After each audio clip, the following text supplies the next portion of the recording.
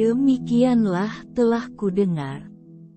Pada suatu ketika Sang Buddha berdiam di Wesali, di hutan Ambapali. Pada waktu itu Sang Bagawa berkata kepada para bikku,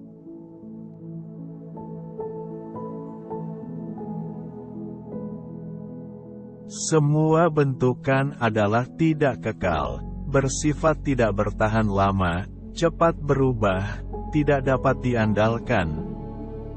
Demikianlah, seseorang tidak seharusnya menyenangi atau melekat pada bentukan-bentukan, seseorang seharusnya jijik terhadapnya sebagai yang menyusahkan, seseorang seharusnya mencari jalan untuk meninggalkannya, seseorang seharusnya mencari jalan untuk bebas darinya. Mengapa demikian?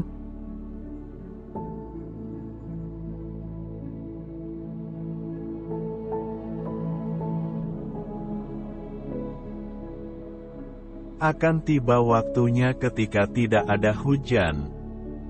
Pada waktu itu ketika tidak ada hujan, semua pepohonan, ratusan padi-padian, dan semua semak belukar untuk pengobatan akan layu seluruhnya, menjadi hancur dan musnah, tidak akan ada lagi.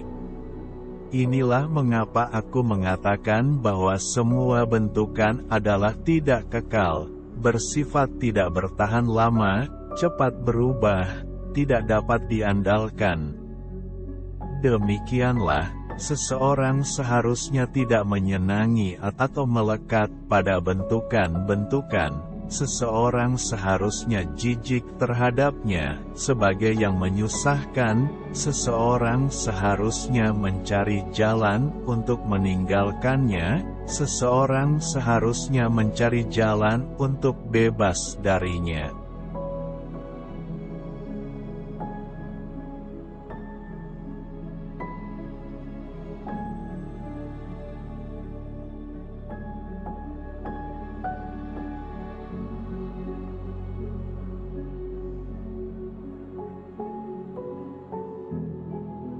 Lagi, akan tiba waktunya ketika matahari kedua akan muncul di dunia. Ketika matahari kedua muncul, aliran semua sungai kecil dan anak sungai menjadi kering, tidak akan ada lagi.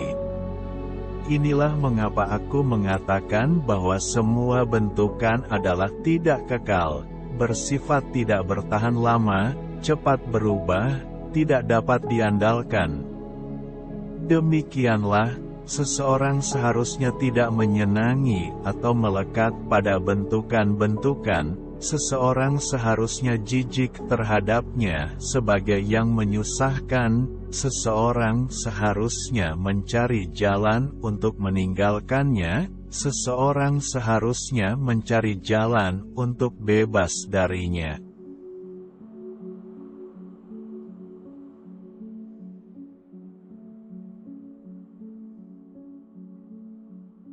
Lagi, akan tiba waktunya ketika matahari ketiga muncul di dunia. Ketika matahari ketiga muncul, semua sungai besar akan menjadi kering, tidak akan ada lagi. Inilah mengapa aku mengatakan bahwa semua bentukan adalah tidak kekal, bersifat tidak bertahan lama, cepat berubah, tidak dapat diandalkan. Demikianlah, seseorang seharusnya tidak menyenangi atau melekat pada bentukan-bentukan, seseorang seharusnya jijik terhadapnya sebagai yang menyusahkan, seseorang seharusnya mencari jalan untuk meninggalkannya, seseorang seharusnya mencari jalan untuk bebas darinya.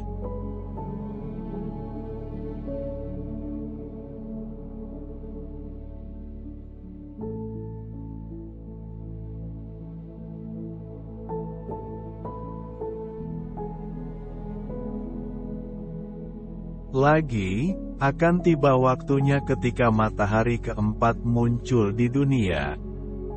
Ketika matahari keempat muncul, sumber-sumber mata air besar di mana 5 sungai di Jambudipa muncul, Gangga sebagai yang pertama, Yamuna yang kedua, Sarabu yang ketiga, Acirawati yang keempat, dan Mahi yang kelima. Sumber-sumber mata air besar itu akan menjadi kering, tidak akan ada lagi.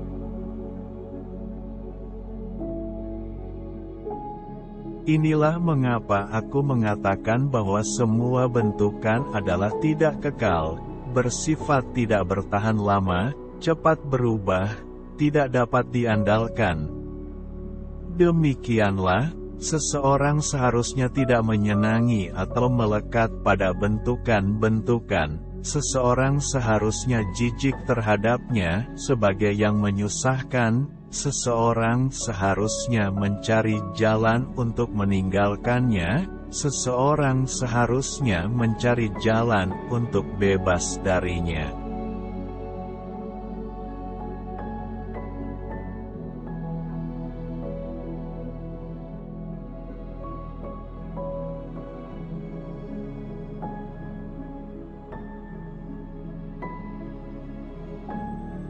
Lagi, akan tiba waktunya ketika matahari kelima muncul di dunia. Ketika matahari kelima muncul, air Samudera Raya akan menyurut 100 liga, dan terus menyusut perlahan-lahan sampai hanya 700 liga luasnya. Ketika matahari kelima muncul, dan sisa air dalam samudera hanya 700 liga luasnya, ia akan terus menyusut perlahan-lahan sampai hanya 100 liga luasnya.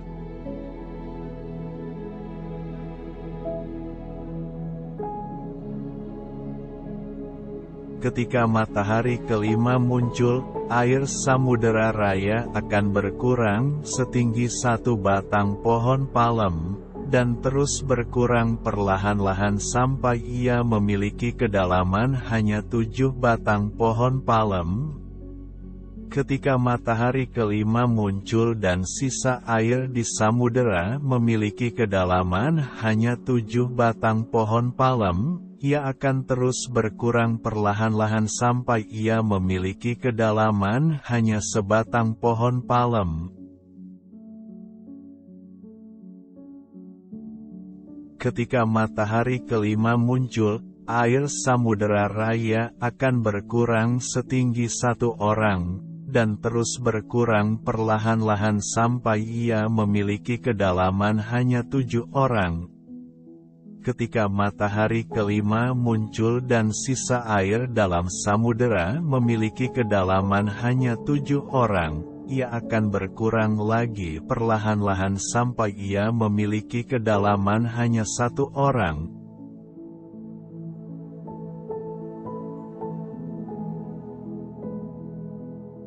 Ketika matahari kelima muncul, air dalam samudera akan berkurang sampai setingkat leher seseorang, sampai setingkat bahu, pinggang, pinggul, lutut, sampai setingkat mata kaki, dan akhirnya akan tiba waktunya ketika air samudera akan sepenuhnya mengering, tidak cukup untuk merendam bahkan 1 jari.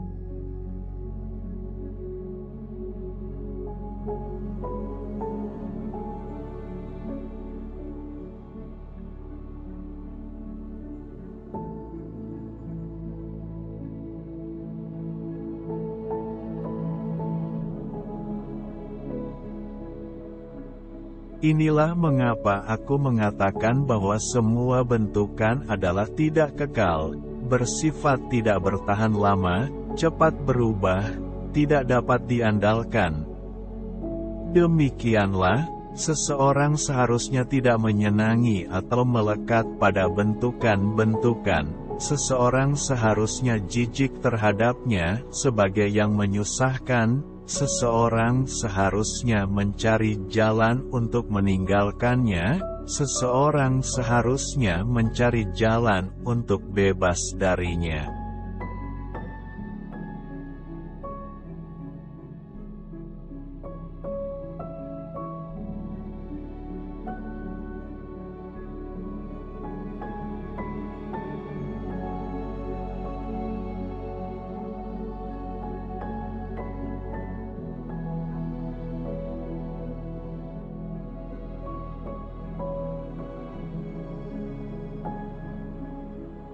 Lagi, akan tiba waktunya ketika matahari keenam muncul di dunia. Ketika matahari keenam muncul, keseluruhan bumi yang besar, bersama-sama dengan Meru, raja para gunung, akan sepenuhnya diselimuti asap, sekumpulan asap. Seperti halnya tungku pembakaran seorang pembuat tembikar, pada waktu dinyalakan, sepenuhnya diselimuti asap, sekumpulan asap, dengan cara yang sama, ketika matahari keenam muncul, keseluruhan bumi yang besar, bersama-sama dengan Meru, raja para gunung, akan sepenuhnya diselimuti asap, sekumpulan asap.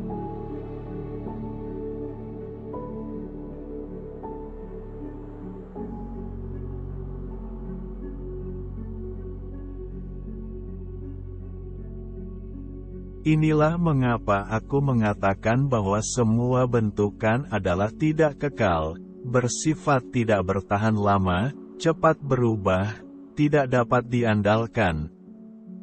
Demikianlah, seseorang seharusnya tidak menyenangi atau melekat pada bentukan-bentukan. Seseorang seharusnya jijik terhadapnya sebagai yang menyusahkan. Seseorang seharusnya mencari jalan untuk meninggalkannya, seseorang seharusnya mencari jalan untuk bebas darinya.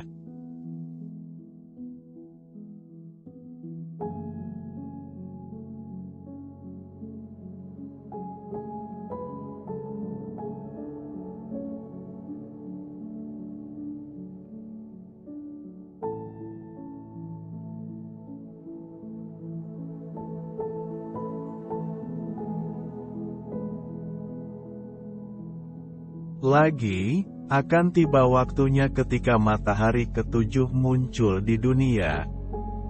Ketika matahari ketujuh muncul, keseluruhan bumi yang besar, bersama-sama dengan Meru, raja para gunung, akan semuanya terbakar menyala-nyala, sangat panas, sekumpulan nyala api.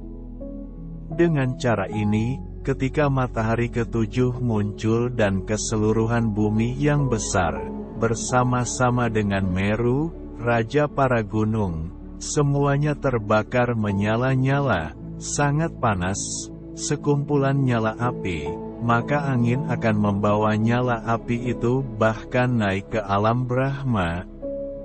Kemudian para dewa yang bercahaya, yang baru saja terlahir sebagai dewa dan tidak pernah mengalami, melihat, atau mengetahui pembentukan dan kehancuran siklus dunia, ketika melihat api besar itu semuanya akan ketakutan, dengan rambut mereka berdiri, dan akan berpikir, api itu tidak akan mencapai sampai ke sini, bukan? Api itu tidak akan mencapai sampai ke sini, bukan?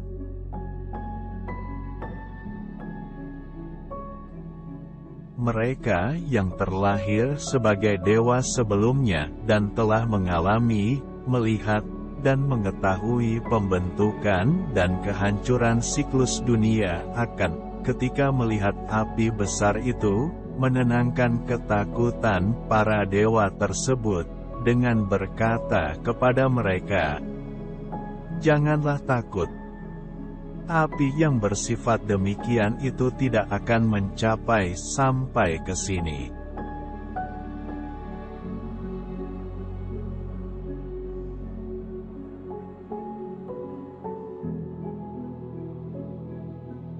Ketika matahari ketujuh muncul, Meru, raja para gunung, akan runtuh, akan sepenuhnya hancur dan lenyap, berkurang setinggi 100 liga, 200 liga, 300 liga, dan seterusnya sampai berkurang setinggi 700 liga, ia akan sepenuhnya hancur dan lenyap.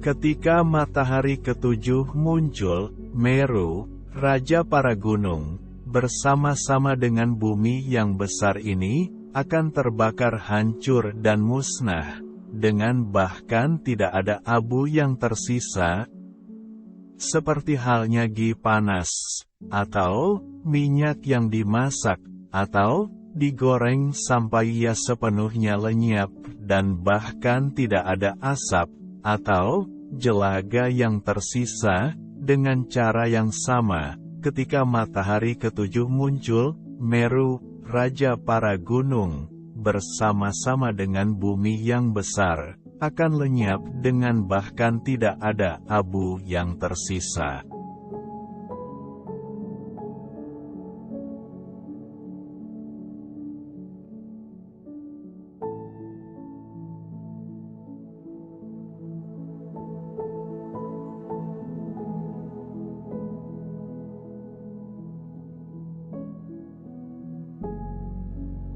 Inilah mengapa aku mengatakan bahwa semua bentukan adalah tidak kekal, bersifat tidak bertahan lama, cepat berubah, tidak dapat diandalkan.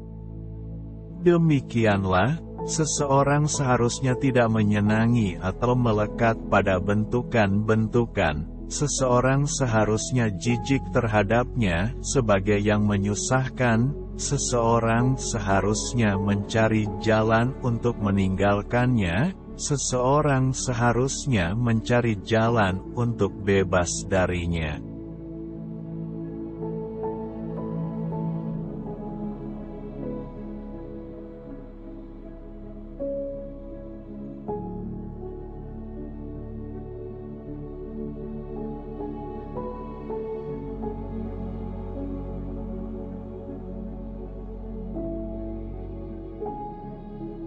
Aku sekarang telah mengatakan kepada kalian bahwa Meru, raja para gunung, akan runtuh dan sepenuhnya hancur.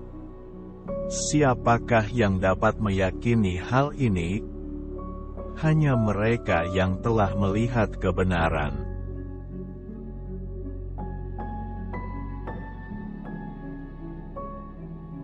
Aku sekarang telah mengatakan kepada kalian bahwa air Samudera Raya akan mengering dan lenyap. Siapakah yang dapat meyakini ini? Hanya mereka yang telah melihat kebenaran.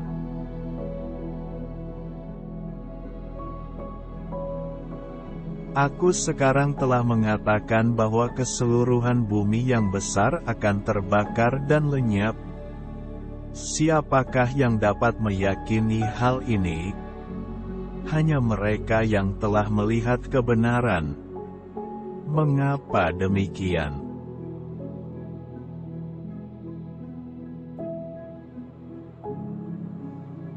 Para bikku, pada zaman dahulu terdapat seorang guru besar bernama Suneta.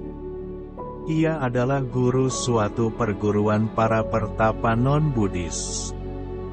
Dengan meninggalkan nafsu indera, ia telah mencapai landasan-landasan kekuatan batin. Guru besar Suneta memiliki ratusan ribu siswa yang tak terhitung. Guru besar Suneta memberikan para siswanya ajaran tentang jalan menuju alam Brahma. Ketika Guru Suneta memberikan ajaran tentang jalan menuju alam Brahma, beberapa siswanya tidak menjalankan ajarannya dengan baik.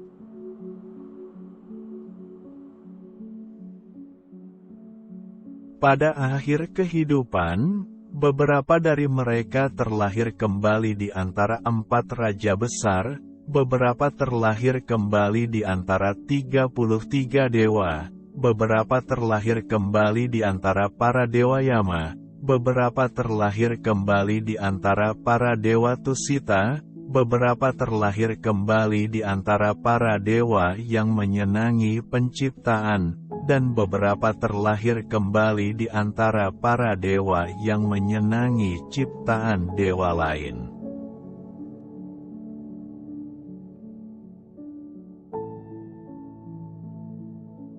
Jika Ketika Guru Besar Suneta memberikan ajaran tentang jalan menuju alam Brahma, semua siswa itu telah mendengarkannya dengan baik. Mereka mempraktekkan 4 kediaman luhur, dan dengan mengatasi nafsu indera, akan pada akhir kehidupan, telah mencapai kelahiran kembali di alam Brahma.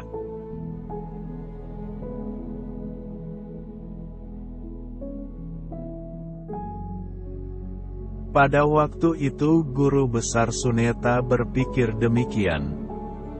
Pada kehidupanku berikutnya, aku tidak seharusnya terlahir kembali di tempat yang sama dengan para siswaku.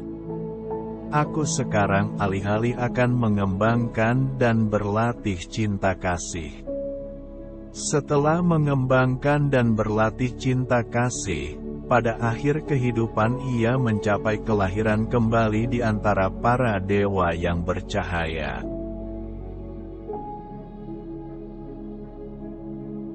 Pada waktu itu, Guru Besar Suneta mengembangkan dan berlatih cinta kasih, dan setelah mengembangkan dan berlahir cinta kasih, pada akhir kehidupan mencapai kelahiran kembali di antara para dewa yang bercahaya. Praktek jalan oleh Guru Besar Suneta dan para siswanya tidak sia-sia. Mereka memperoleh pahala besar.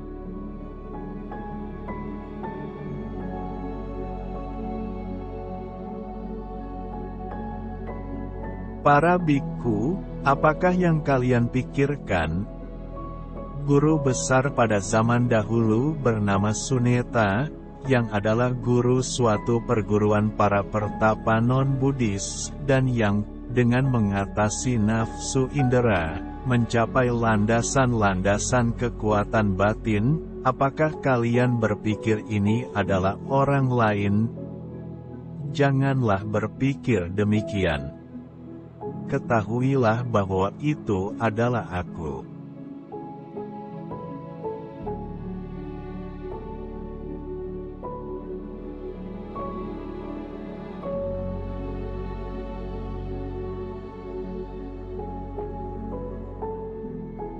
Pada waktu itu aku bernama Suneta, seorang guru besar, pemimpin suatu perguruan para pertapa non-Buddhis. Dengan mengatasi nafsu indera, aku mencapai kekuatan-kekuatan batin. Aku memiliki ratusan ribu siswa yang tak terhitung.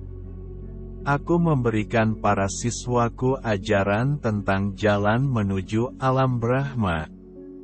Ketika aku memberikan ajaran tentang jalan menuju alam Brahma, tidak semua siswaku menjalankan ajaranku dengan baik.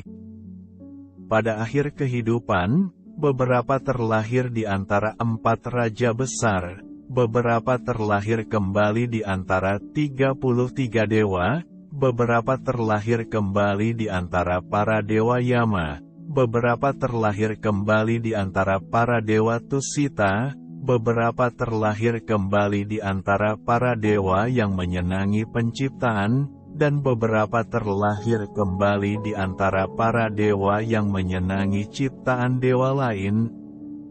Ketika aku memberikan ajaran tentang jalan menuju alam Brahma, jika semua siswaku telah mempraktekkan ajaranku, mereka mengembangkan 4 kediaman luhur, dan dengan mengatasi nafsu indera, pada akhir kehidupan mereka mencapai kelahiran kembali di alam Brahma.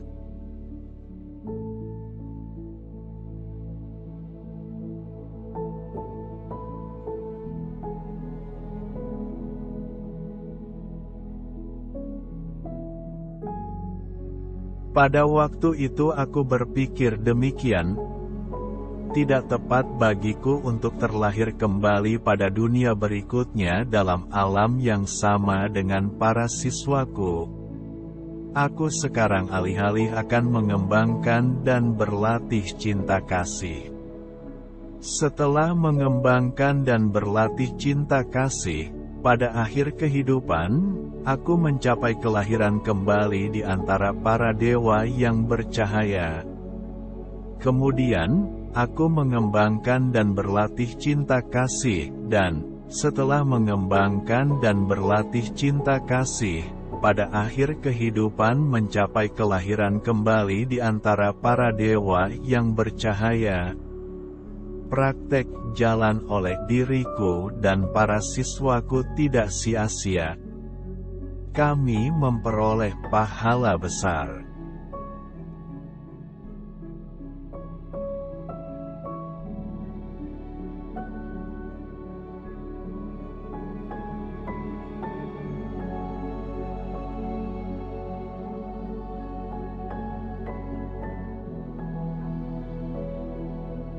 Pada waktu itu aku secara pribadi mempraktekkan jalan itu, yang bermanfaat bagi diriku sendiri, dan bermanfaat bagi orang lain, yang bermanfaat bagi banyak orang, demi belas kasih kepada dunia, mencari keuntungan dan manfaat para dewa dan manusia, mencari kedamaian dan kebahagiaan mereka.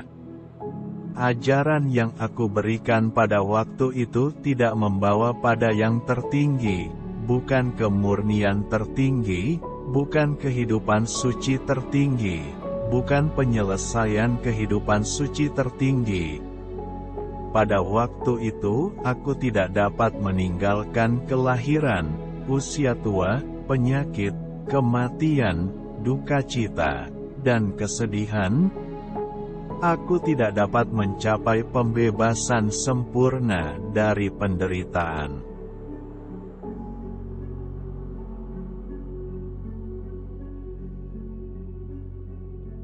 Tetapi sekarang, aku telah muncul di dunia sebagai seorang Tathagata, bebas dari kemelekatan, tercerahkan sempurna, diberkahi dengan pengetahuan dan perilaku baik, pergi dengan baik, seorang yang mengetahui dunia, makhluk yang tiada tandingnya, pemimpin tiada bandingnya dari orang-orang yang dijinakkan, guru para dewa dan manusia, yang disebut Buddha, pelindung dunia.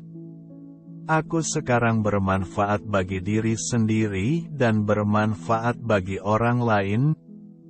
Demi belas kasih kepada dunia, aku mencari keuntungan dan manfaat para dewa dan manusia, mencari kedamaian dan kebahagiaan mereka. Ajaran yang sekarang aku berikan membawa pada yang tertinggi, merupakan kemurnian tertinggi, penyelesaian kehidupan suci tertinggi.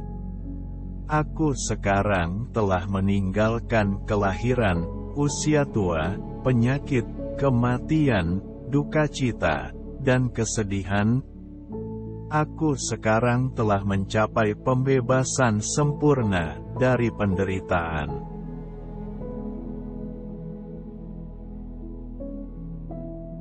Ini adalah apa yang dikatakan Sang Buddha. Setelah mendengarkan perkataan Sang Buddha, para bikku bergembira dan mengingatnya dengan baik.